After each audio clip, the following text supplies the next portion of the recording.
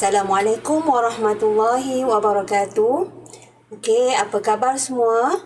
Okey, hari ini kita akan masuk tajuk bahagian pendidikan Islam tingkatan 1, iaitu tajuk yang ke-6, segala puji bagi Allah Subhanahu Wa Taala dalam bahagian Al-Quran. Okey, jom belajar bersama Ustazah. Okey, kita lihat dulu standard pembelajaran pada hari ini. Okey, 1.6.1, murid dapat membaca ayat 1 hingga 7 surah Al-Fatihah dengan betul. 1.6.2, murid dapat menghafal ayat 1 hingga 7 surah Al-Fatihah dengan betul. Okey, 1.6.3, murid dapat menyatakan terjemahan ayat. 1.6.4, murid dapat menerangkan perkara berikut, iaitu pujian hanya kepada Allah, beriman kepada hari akhirat, menyembah Allah dan meminta pertolongan daripadanya.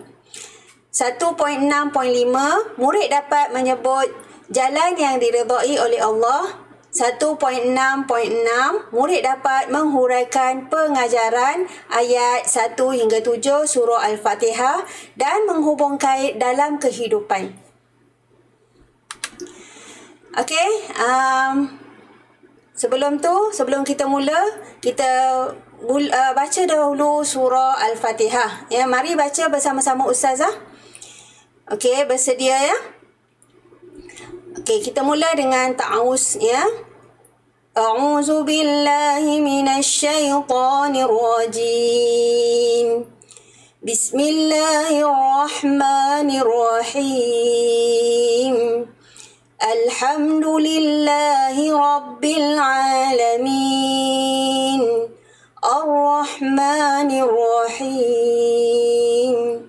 Maliki yaumiddin.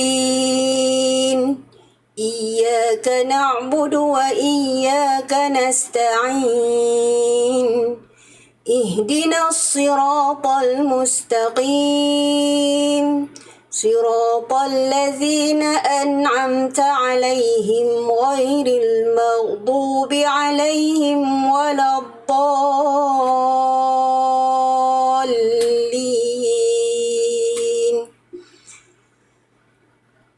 Sadaqallahul azim. Okey. Dalam surah Al-Fatihah dia ada 7 ayat. Okey, di mana dalam ayat surah Al-Fatihah dimulakan dengan Bismillahirrahmanirrahim. Okey, dan sebagaimana yang telah kita pelajari sebelum ini ya, iaitu dalam tajuk isti'azah dan juga basmalah. Bismillah ya dalam surah Al-Fatihah adalah wajib ya, dan dia merangkumi ayat yang pertama dalam surah Al-Fatihah. Jadi kita wajib membaca surah Bismillahirrahmanirrahim ketika membaca surah Al-Fatihah. Okey, kita lihat kepada maksud ya dalam surah Al-Fatihah. Okey, mungkin pelajar-pelajar pernah dengar kan nasyid yang pernah dialunkan yang membawa erti kepada ayat 1 hingga 7 surah Al-Fatihah. Ya, masih ingat tak ya nasyid tu? Ya, segala puji bagi Allah, Tuhan semesta alam. Okey. Jadi kita lihat ya, nanti pelajar-pelajar boleh melihat ya kembali ya, boleh cari nasyid ya, segala puji bagi Allah. Okey, jadi Ustazah nak teruskan kepada maksud dalam surah Al-Fatihah, iaitu ayat yang pertama ya, Bismillahirrahmanirrahim, dengan nama Allah yang Maha Pemurah lagi Maha Mengasihani.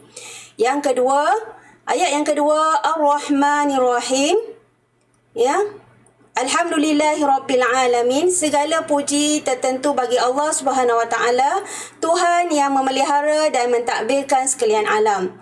Yang ketiga, Ar-Rahmanirrahim, yang Maha Pemurah lagi Maha Mengasihani.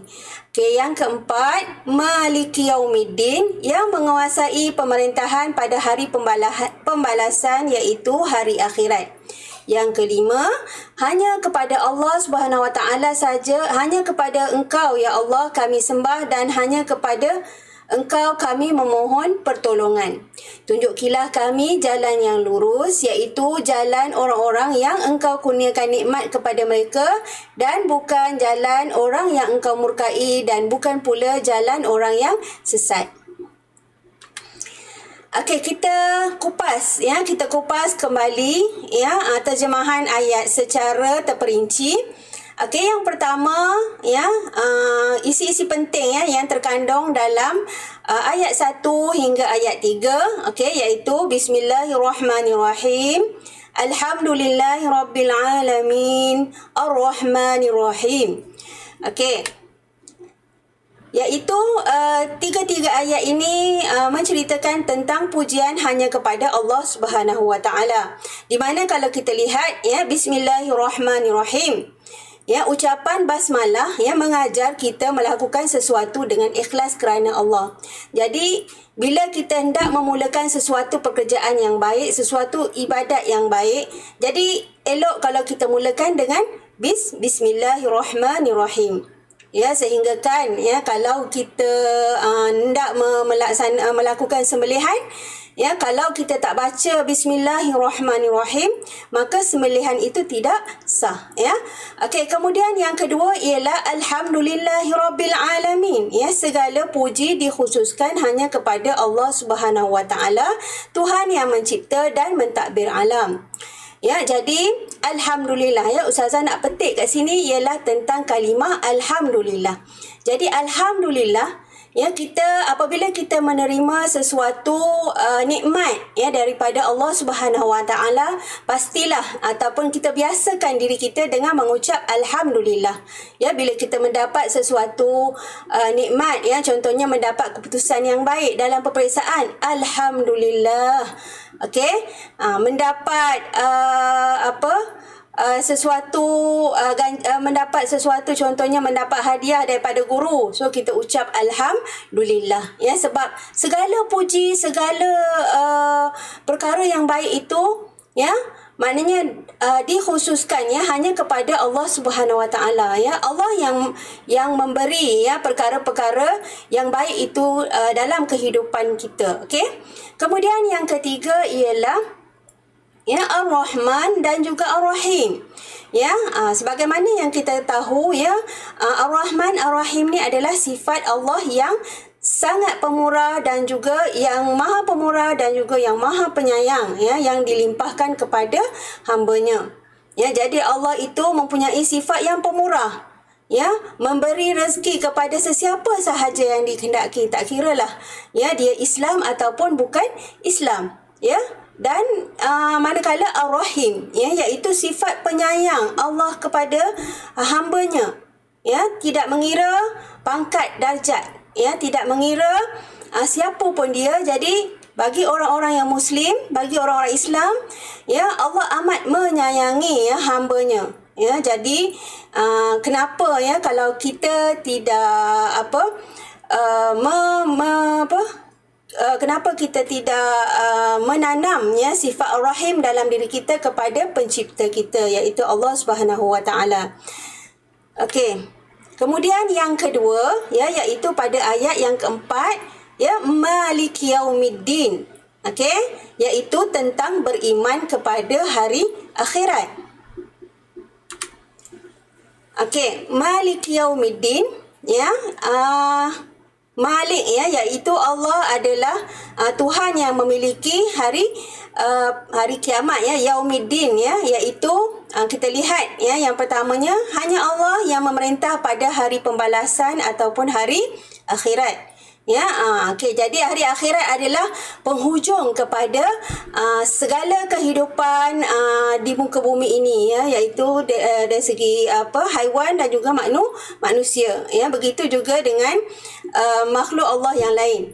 Okey, kemudian yang kedua, hanya Allah yang berkuasa menghukum dan membalas perbuatan manusia. Sebagaimana yang kita ketahui, akhirat adalah tempat yang kekal abadi. Jadi di akhirat nanti ya kita akan dihukum dan dibalas ya mengikut perbuatan kita. Kalau kita melakukan amalan yang baik di dunia, maka baiklah balasannya di akhirat kelak.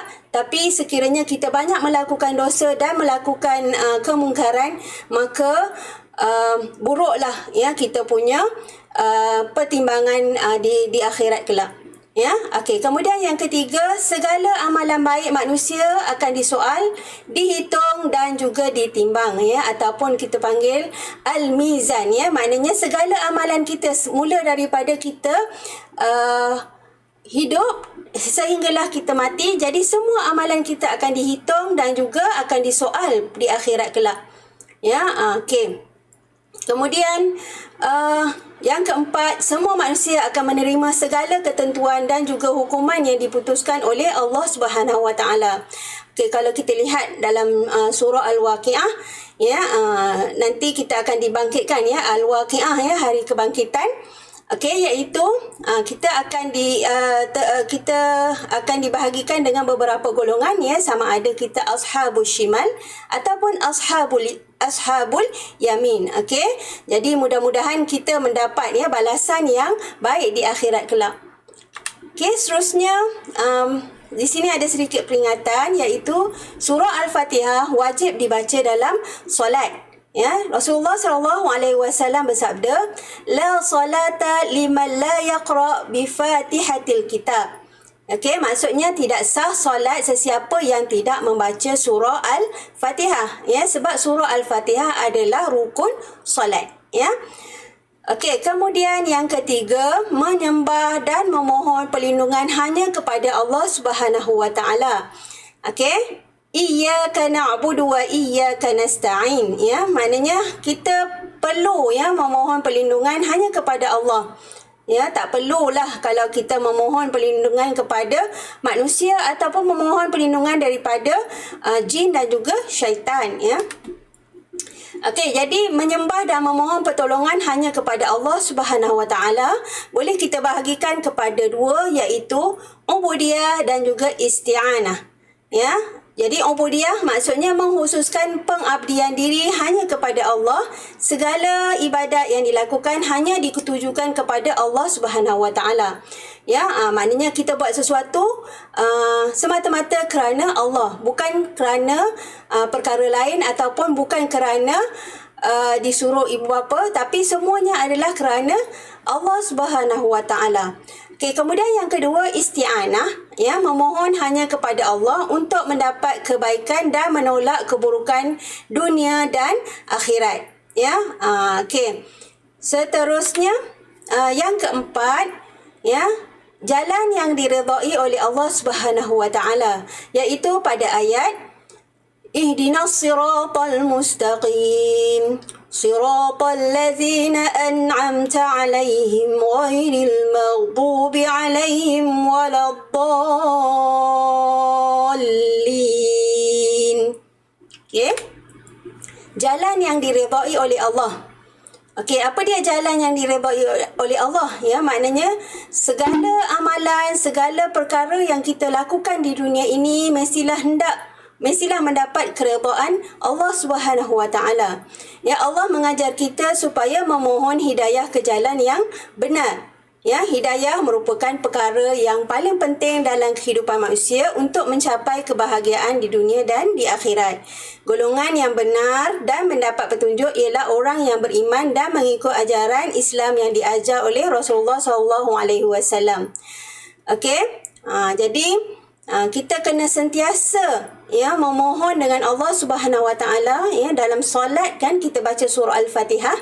Jadi kita mohon supaya Allah memberi kita ya ilham, memberi kita petunjuk ya ke jalan yang benar ya, sebab kita kadang-kadang ya, kalau kita lihat dekat situ ya, iman kita ni kadang-kadang naik dan turun ya. Jadi mudah-mudahan apa yang kita lakukan di dunia ini mendapat petunjuk ya daripada Allah Subhanahu Wa Taala, dan supaya amalan kita ini tidak terpesong ya daripada syariat Allah Subhanahu Wa Taala.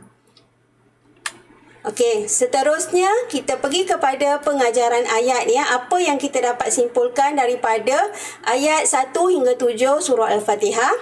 Okey, yang pertama kita hendaklah memulakan sesuatu pekerjaan dengan membaca basmalah ya, agar mendapat keberkatan Allah Subhanahu Wa Taala. Ya, kalau kita dah terbiasa ya, maknanya apa-apa kita nak buat ya, tak kiralah ya, kita nak minum ya, kita nak memulakan langkah ya. Jadi kita mula dengan bismillah. Ya, kalau orang yang dah terbiasa dengan bismillah, insya-Allah setiap apa yang dilakukan dia akan mulakan dengan bismillah. Okey, kemudian yang kedua, kita hendaklah memuji Allah Subhanahu Wa Taala dengan lafaz alhamdulillah agar menjadi hamba yang sentiasa bersyukur. Kemudian yang ketiga, kita dituntut agar berdoa ya kepada Allah Subhanahu Wa Taala bagi menjauhi perbuatan syirik. Ya, janganlah ya, bila kita ada masalah ya, kita pergi kepada, contohnya kepada Tok Bomo ya, untuk menyelesaikan masalah kita.